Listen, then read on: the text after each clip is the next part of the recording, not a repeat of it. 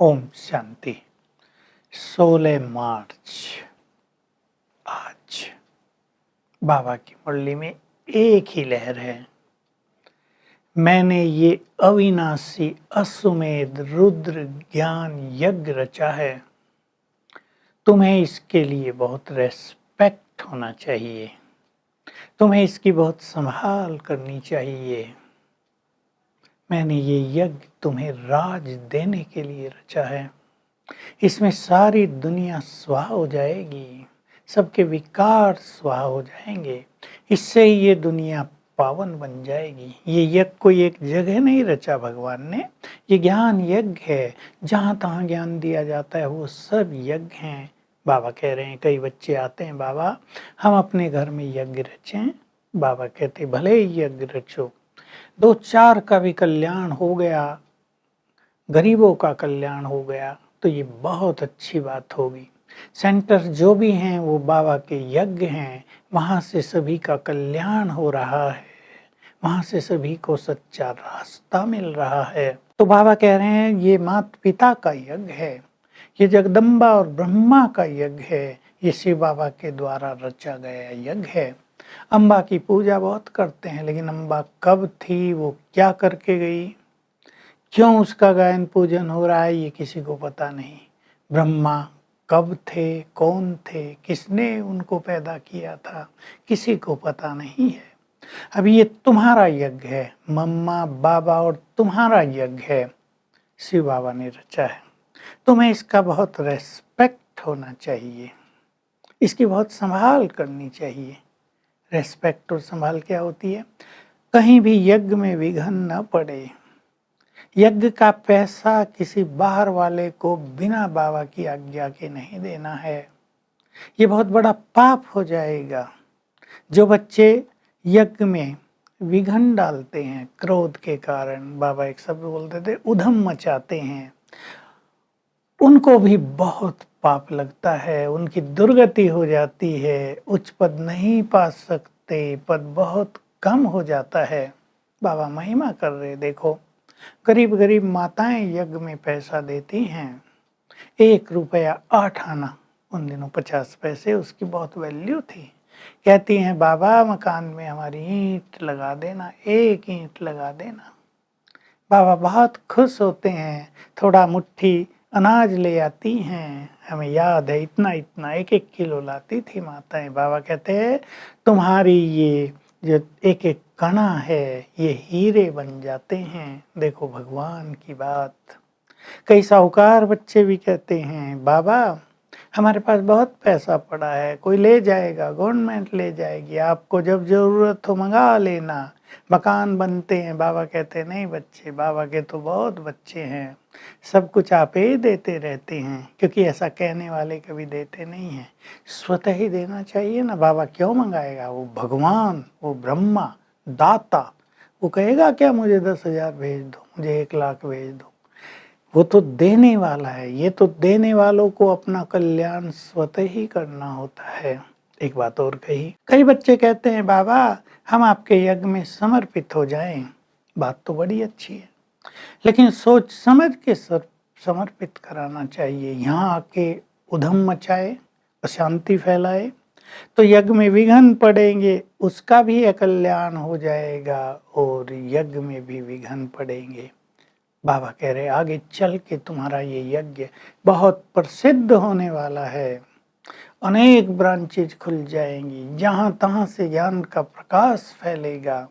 तुम्हें इसकी बहुत रेस्पेक्ट करनी है। मैंने ये यज्ञ रचा है, मैं निराकार हूँ।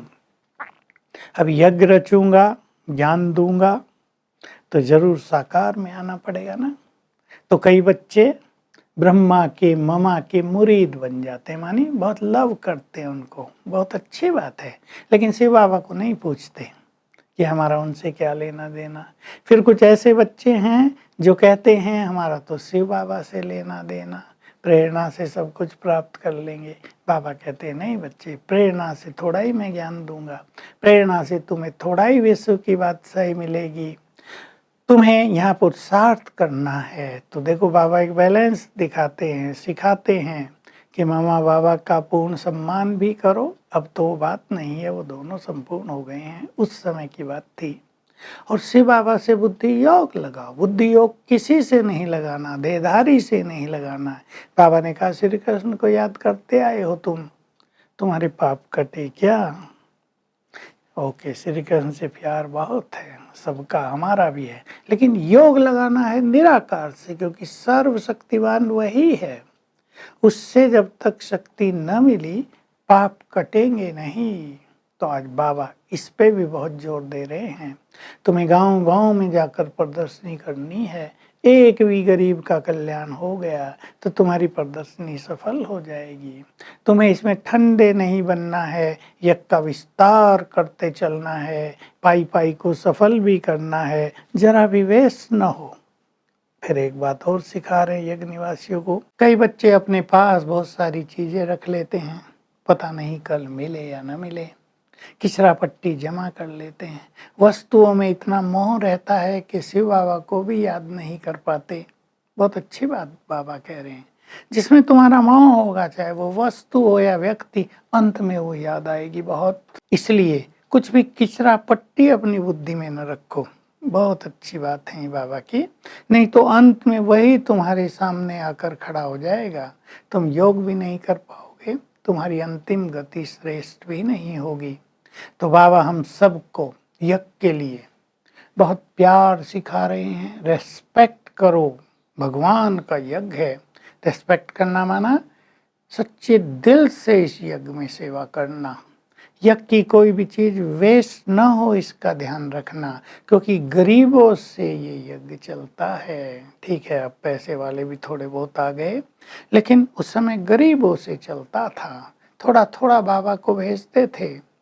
त्याग और सादगी का समय था तो बाबा बहुत ध्यान दिलाते थे, एक एक चीज की संभाल करते रहो, तो ये यज्ञ तुम्हें मानिच्छित फल प्रदान करेगा। वरदान है, कारण को निवारण में बदल, सदा आगे बढ़ने वाले समर्थ आत्मा बनो। संसार में क्या होता है, कोई भी समस्या आ गई, उसके कारणों के बारे में हम ज्यादा सोचते हैं, परंतु हमें निवारण के बारे में सोचना है। तो निवारण छोटा सा ही होता है। अगर हम कारण में जाकर अपने संकल्पों से समय को, शक्तियों को नष्ट नहीं करेंगे तो हम पावरफुल बन जाएंगे और जल्दी जल्दी सारी समस्याएं नष्ट होती जाएंगी। तो हमें कारण को नहीं, निवारण को ढूंढना है। ये आज से ही सभी अपने जीवन का सिद्धांत बना लें। स्लोगन है, महादानी वह है जो अपनी दृष्टि, वृत्ति, संकल्प, कर्मों से दूसरों को शांति का अनुभव कराए।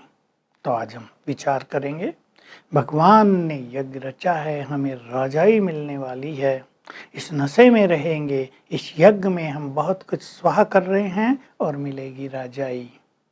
तो जैसे बाबा हमारे हाथ में राजाई दे रहे हैं, ये विजन बनाना है और अपने भविष्य स्वरूप के नशे में रहना है। Om Shanti. To watch Peace of Mind channel videos on YouTube, subscribe us on youtube.com/tvpeaceofmind. Just a click for a peaceful life.